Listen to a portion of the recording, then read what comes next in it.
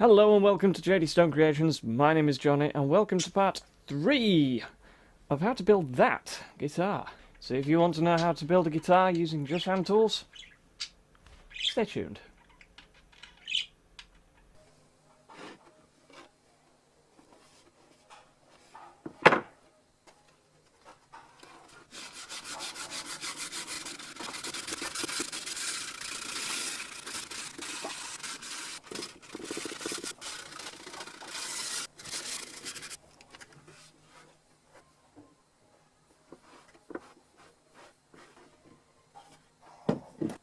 One piece prepared.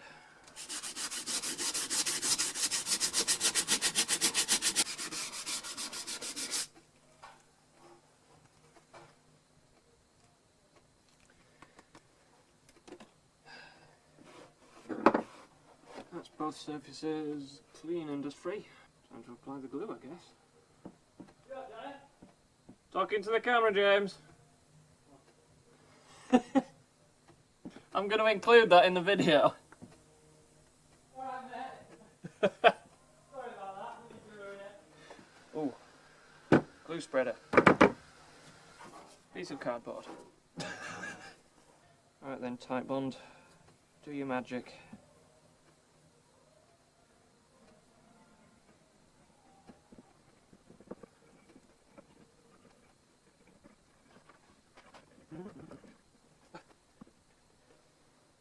This bottle is really hard to get the glue out. I didn't actually read whether it said apply sparsely or liberally. It did say half an hour work time, so I would say though that having little air pockets like that, or gaps in the glue, would cause air pockets, so I think I'll make sure that there aren't any of those. Oh, it's a good thing it's not like a 5-minute epoxy thing. Would have been out of time already by now. Ooh, it's slightly changing colour. Maybe that's the chemical reaction of it drying. In that case, I need to be quick. Now, can I get this spot on in the right place in the first attempt? No. No. No, I can't. I should have planned this. Screw, screw, screw, screw, screw, screw, screw, screw, screw, screw, screw. That'll probably do. I'll tell you what I am going to do first. Make sure it stays in the right place by screwing in the 2 screws that I already got in the right place.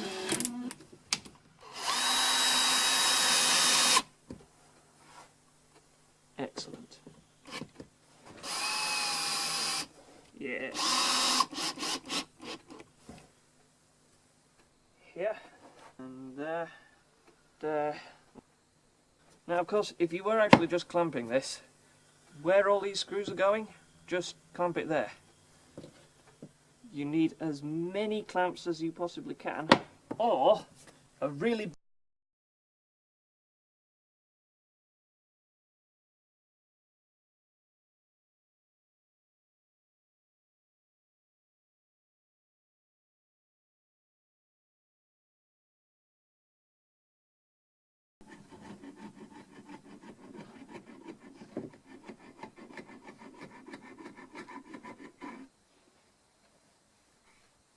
Whoa, very nice.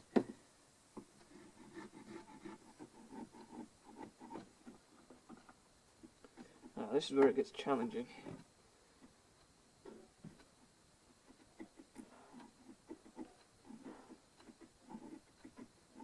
I would probably say it's actually better to use a file on this bit. Oh, that was easy. One of the prerequisites for this project was to make it as indestructible as possible, or as the customer, Alf, put it, make it Alf-proof. Well, it's not perfect, but when I do this the second time in the next project, it'll be better than this, because I'll actually clamp it down instead of just using some sodding screws. Still, it's a solid thing. And a solid thing is all we were going for.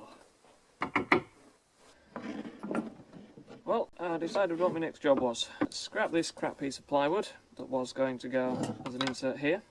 I was going to glue it to the body. Decided against that.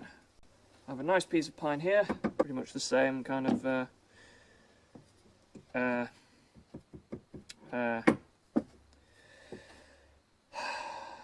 it's the same as the body-ish. Nice edge goes on here. That's pretty much where I want it. And then we tighten that up. Oh, spot on. Well, I'd say that's not bad. Actually, we'll leave that to dry. Another tool you could probably do with, but don't necessarily need, is a mini detail sander. I think I paid £12 for this in Sainsbury's about 10 years ago. This finish has to go. This is Sangrograpap. No, this is 60 grit, so really aggressive. I'm going to turn this over and do this on the back, and we'll see how that goes. Here.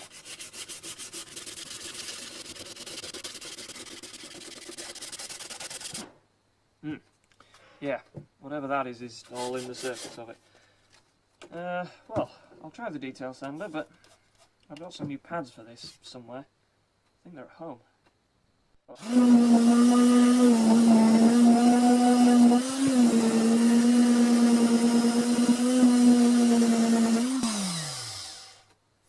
Okay, so I've just spotted I'm now sanding the screws. I don't think I want to do that.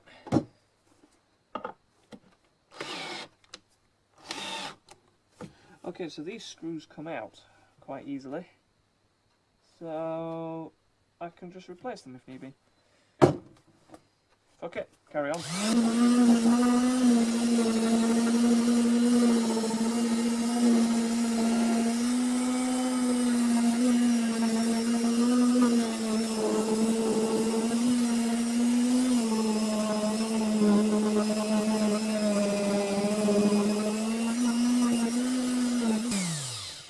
Although that is actually more accurate to the desired finish, this gives us a chance to actually do something with the wood, and if I do want to put some stain or oil or something on it, it will soak into that and help protect the wood, whereas that is just mucky. Yeah. Carry on.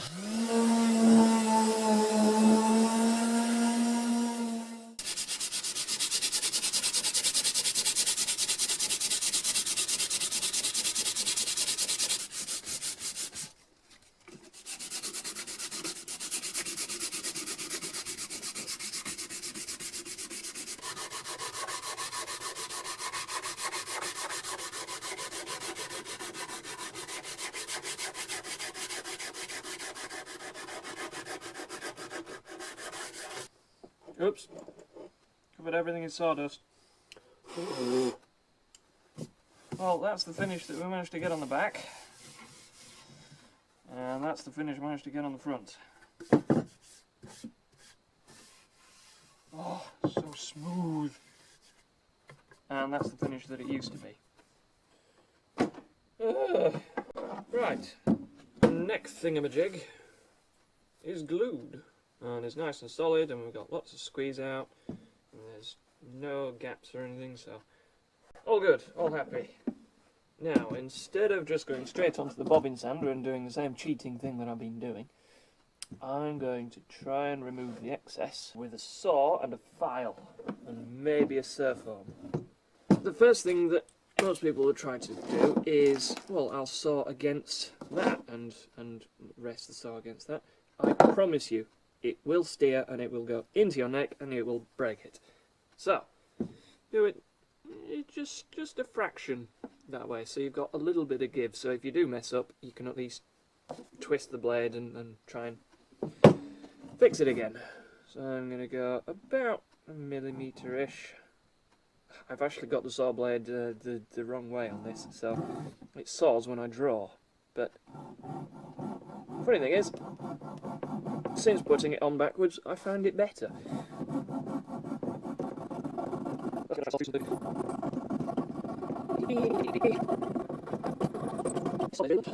Ow! Table's in the way now. And that's what you end up with. A really wiggly line, but that's fine. And we'll try and...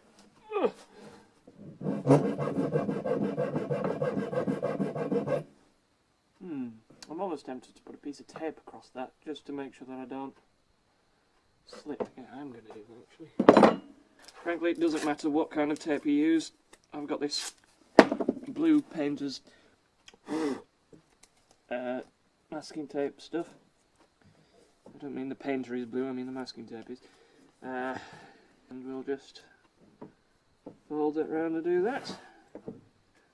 That's got a really nice figure to it, that bit.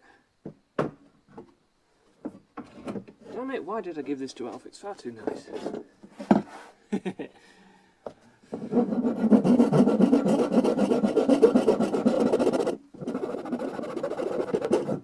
Ow! My knuckle. Oh, I didn't even need it off the table.